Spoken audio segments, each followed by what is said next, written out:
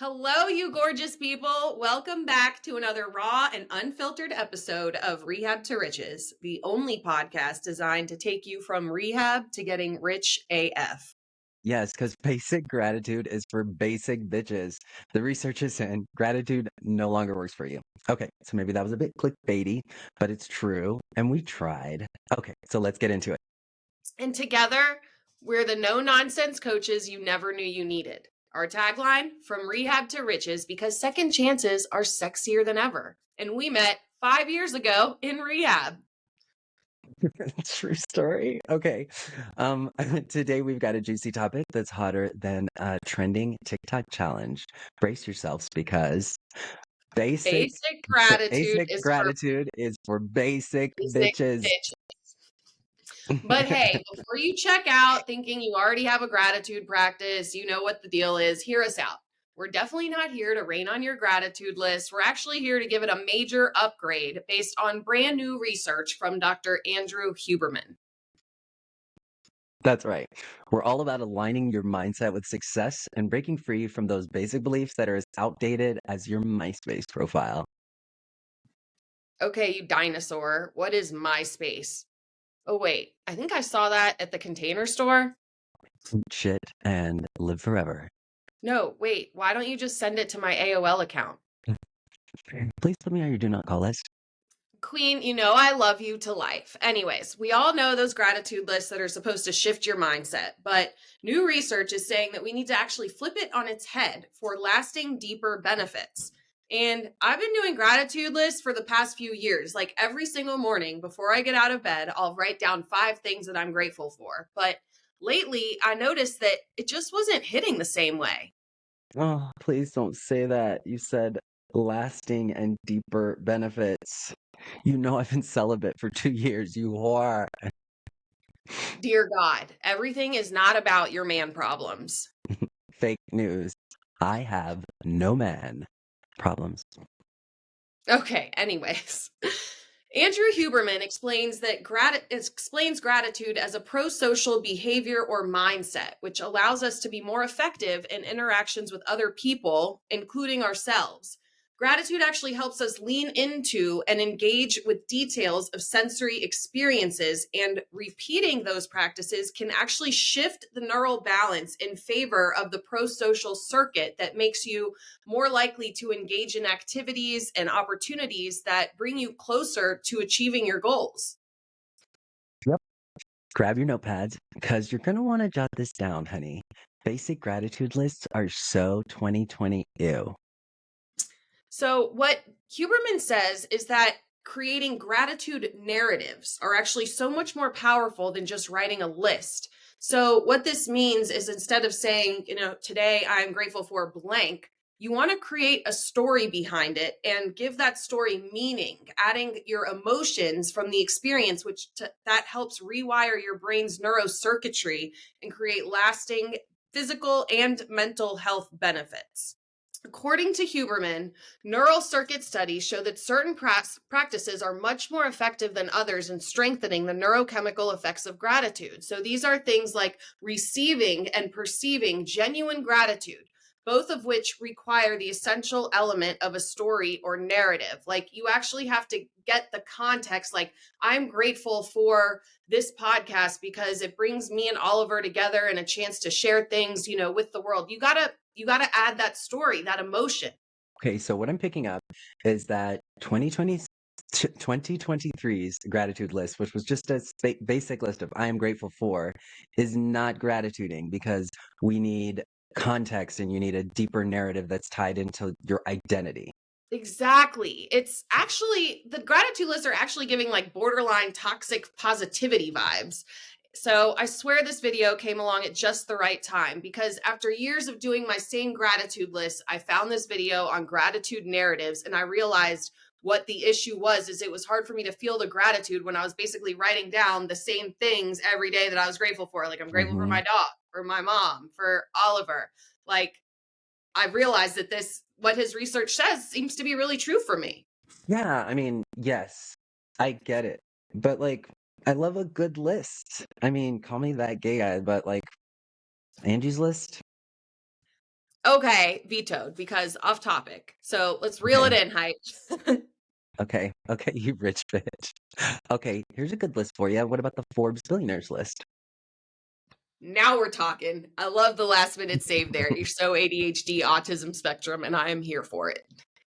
Yep, that's me, Neuro Caliente, honey. And we love you for that. Rehab to riches, baby.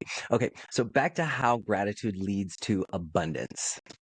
Okay, so all right, bitches, let's get down and dirty with the science behind gratitude because this ain't your grandma's gratitude practice. This is really like some next level shit. I think many of you would have thought that an effective gratitude practice simply involves like writing a few things down that you're grateful for, or thinking about them, or making an effort to somehow feel the elements of gratitude while writing out your list, thinking about that list. Okay, I think you, a la Andrew Huberman, are onto something here. For instance, you ever heard of cyclic hyperventilated breathing? That's what they call it in the labs. It's breathing that's very intense so that you do the inhale and then you exhale twice. So it's like an inhale and then very deeply for 20 to 30 breaths. Then, so kind of like almost like getting yourself into that hyperventilative state, right? And then you sit in a meditative space, or you'll focus on your notepad and your paper that you're going to be doing this deeper contextual gratitude list from. So once you primed your nervous system by getting yourself into this sort of hyperventilated state, you'll write out the things that you're grateful for. And then you'll really try to feel those things or think about those things. And it makes perfect sense as to why enhancing that autonomic arousal towards alertness would create more robust feelings or more robust impact of gratitude practices, because in that state, you're more alert.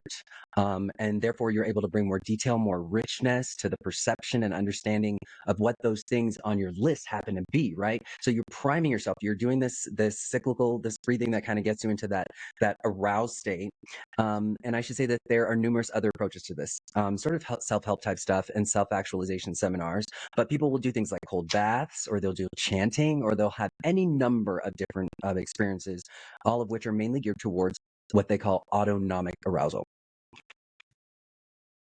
That is so interesting. And I also heard him say something about the element of choice in the doing the cold baths, or like intentionally exposing yourself to things that are going to be uncomfortable.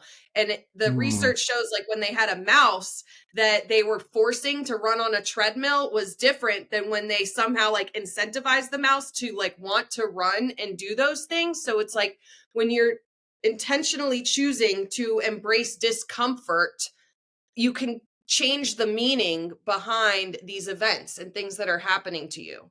And I saw that he right, was right. saying like these gratitude narratives are lighting up the brain regions that are associated with empathy and bonding. So it's kind of like throwing a gratitude themed party in your brain and inviting your friends, family, and even strangers. So the difference is you can have like a struggle situation and you're creating a gratitude narrative around it, and by realizing that it was your choice to deal with it and then being grateful to the person or situation that helped you out of that jam, it increases all those areas of your brains that make you want to connect with other people.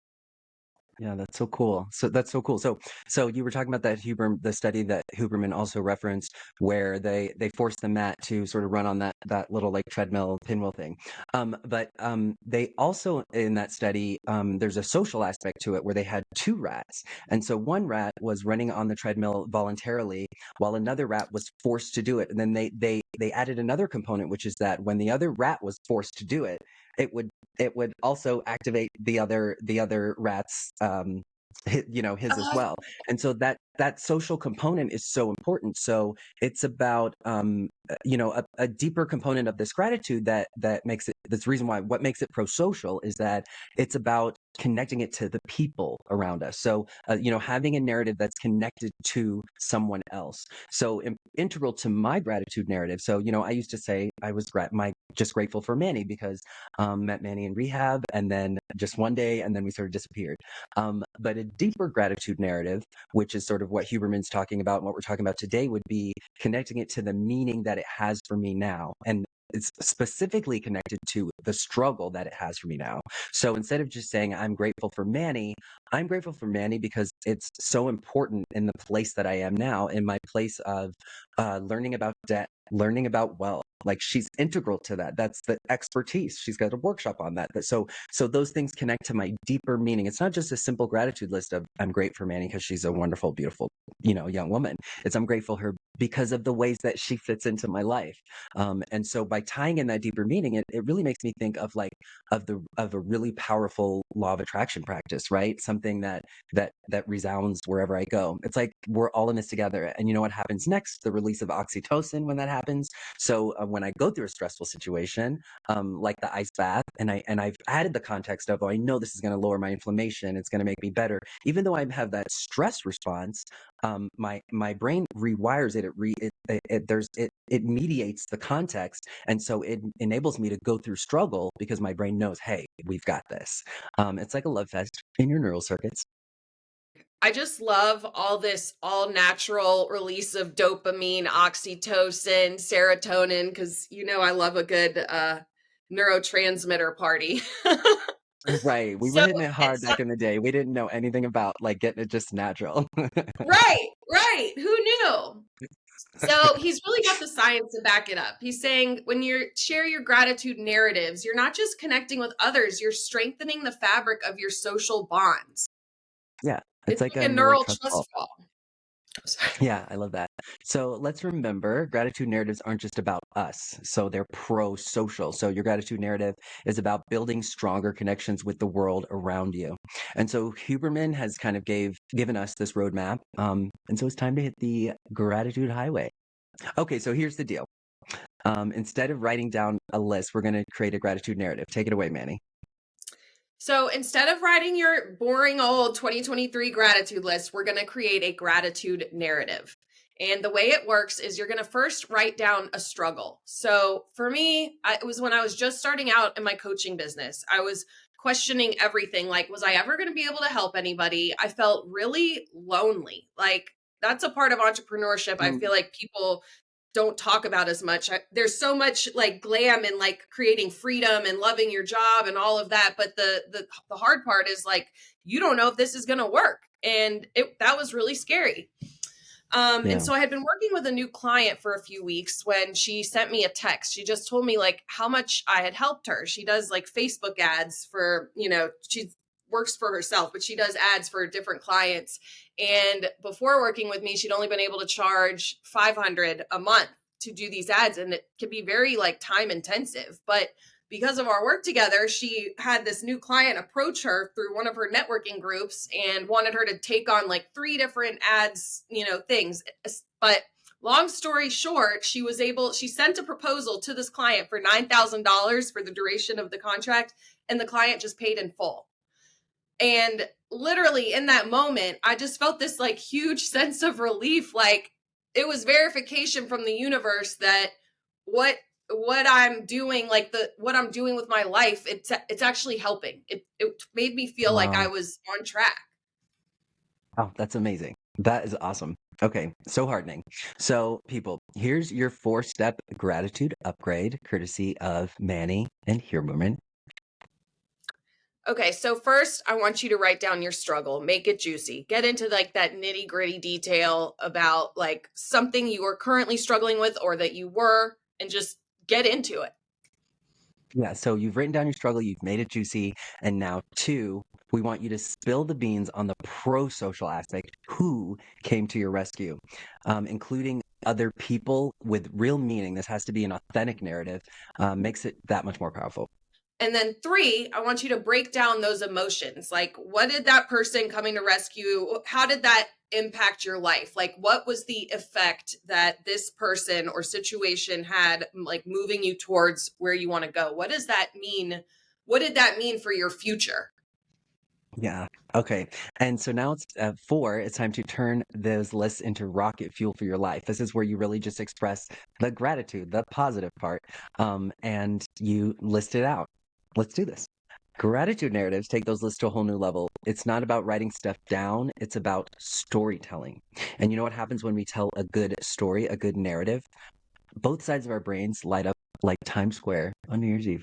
That's right, Ollie. When we share a gratitude narrative, it's not just about the what, it's about the who, the how, the why. It's like going from watching one of those old school silent films in black and white to experiencing it in full technicolor with like surround sound. That release of dopamine makes you feel so good, and it strengthens your neural pathways associated with positive emotions. And you know, we love a good dopamine rush, except now Yes, it's all natural. say It's the not same just thing. about feeling good in the moment, but gratitude narratives actually help rewire your brain for long-term happiness. Like the research shows that doing this for 5 minutes just 3 times a week created lasting mental and physical health benefits. I mean, it's pretty incredible. So, folks, if you've been all about the gratitude lists, it's time to level up and create a trust fund for your emotional well being with a gratitude narrative. It's not just better, it's brain boosting. The science says it's heartwarming, it's future enhancing. I still feel like we're kind of underselling this. Can't you add something hype? Gratitude will revive dull, lifeless hair. For just 5 cents a day, you can provide gratitude to a wretched and bedraggled troll on the internet.